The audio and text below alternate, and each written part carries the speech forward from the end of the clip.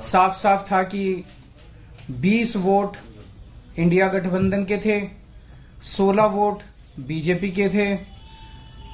20 में से 8 वोट किस तरह से इंडिया गठबंधन के वोट गलत तरीके से इनवैलिड डिक्लेयर कर दिए गए और इंडिया गठबंधन के कैंडिडेट कुलदीप कुमार को हारा हुआ डिक्लेयर कर दिया गया, बीजेपी के कैंडिडेट को जीता हुआ डिक्लेयर कर दिया गया।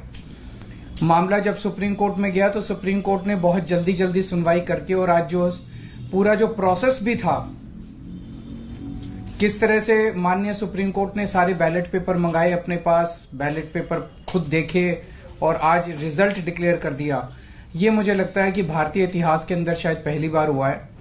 हम सुप्रीम कोर्ट का बहुत बहुत शुक्रिया अदा करते हैं कि इतने कठिन समय में आज जो देश के अंदर जो हालात हैं, पूरा डिक्टेटरशिप चल रही है, जनतंत्र को कुचला जा रहा है जगह जगह, सारे इंस्टीट्यूशंस जो हैं वो एक तरह से कुचले जा रहे हैं, रौंदे जा रहे हैं।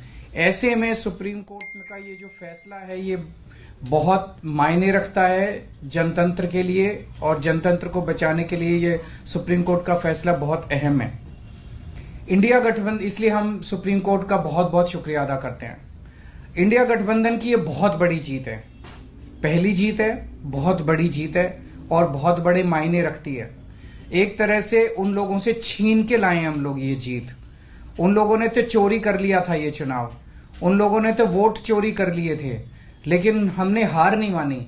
हम आखिरी समय तक लड़ते रहे, संघर्ष करते रहे और अंत में हमारी जीत हुई। तो ये पूरे देश के लिए, इंडिया गठबंधन के लिए बहुत बड़ी जीत है और बहुत बड़ा संकेत देती है देश को। जो लोग कहते हैं कि बीजेपी को हराया नहीं जा सकता, बीजेपी को हराया जा सकता है, एकता से हराया जा सकता है, अच्छी प्लानिंग और स्ट्रेटेजी से हराया जा सकता है और मेहनत से हराया जा सकता है। ये इस चुनाव के नतीजों ने साबित कर दिया। तो मैं इंडिया गठबंधन के सभी पार्टनर्स को बहुत बहुत इसके लिए बधाई देता हूं। चंडीगढ़ के लोगों को बधाई देता हूं, जिनको चंडीगढ़ के लोगों की एक तरह से जीत हुई। चंडीगढ़ के लोगों ने तो नतीजा यही दिया था कि भाई इंडिया गठबंधन का कैंडिडेट मेयर बनना चाहिए, लेकिन उन्होंने चोरी कर लिया चुनाव। तो एक तरह से जनता की हार हो गई थी, लेकिन अब जनता की जीत हुई है और पूरे देश की जीत हुई है। पूरे देश ने देखा कि किस तरह से बीजेपी ने यह चुनाव चोरी किया।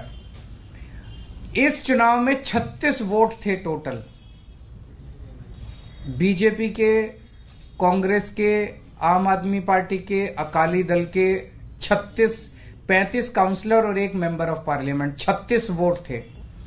उन 36 वोट्स की काउंटिंग में बीजेपी वालों ने 8 वोट चोरी कर लिए, 25% वोट चोरी कर लिए 36 के अंदर। सोचो, अभी कुछ दिन के बाद देश का बड़ा चुनाव होने वाला है, उसमें 90 करोड़ वोट हैं।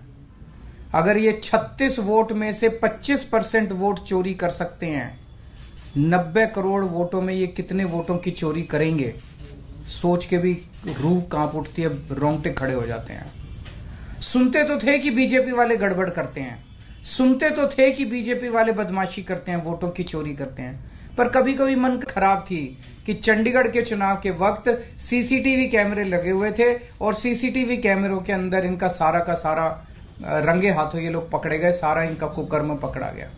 इससे साफ जाहिर है कि कितने बड़े स्तर के ऊपर ये वोटों की चोरी करते हैं।